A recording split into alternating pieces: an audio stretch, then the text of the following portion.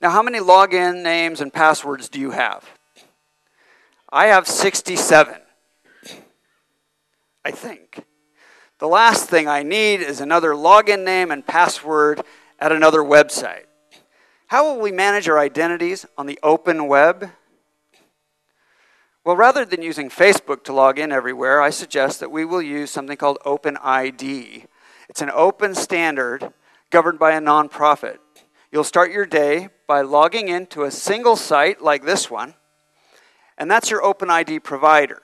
That gives you your home base for logging in. You'll keep one account there where you can store your cookies, your browsing history, your bookmarks, and your preferences, all online on the cloud. Once you've logged in here, say in the morning, all the sites where you normally have accounts are now open to you, and you can go to those sites and just visit them without logging in. You can easily establish new accounts on new sites without giving any passwords as long as they take OpenID. And it's growing, so many sites do now. You can use any device you like, since all your information is coming from the cloud rather than stored on a single device. And in fact, Facebook and Google and Yahoo are now already OpenID providers, so you might be able to start your day at Google or at Facebook, but then you'll be logged in everywhere else, courtesy of OpenID, not the licensing terms and the people at Facebook who decide what to do with your identity.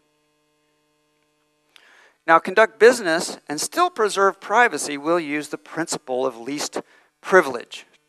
In this scheme, each party gives just enough information to the other to complete the next step of a transaction. Here's a quick example. Suppose you find something you're interested in online, just something random, I don't know, and you decide to make contact with the seller. You negotiate deal terms, then you execute a binding contract,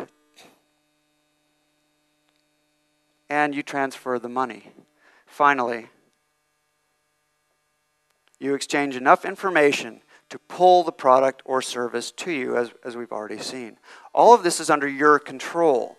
If you stop at any point, you haven't given all of your details to the other party. So the principle of least privilege will become more and more integrated into our commerce systems. Now, what about all this stuff? We'll trade all of these things for virtual cards and keys that live on the cloud and work on our phones. Our employers and governments will issue these kinds of cards, and eventually our passports will be virtual as well. These aren't just digital versions. I can't show them to you because they don't quite exist yet. We're just at the very beginning of this, and I think within the next year we're going to see some exciting new projects that will build these out. But these aren't not just digital versions of our physical cards. They're programmable.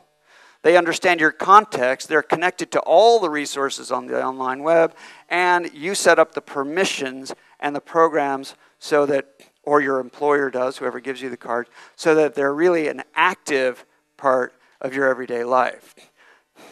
For example, if an event is canceled, the ticket itself will tell you what to do. So you can imagine a lot of different ways to use virtual programmable versions of our identity products today.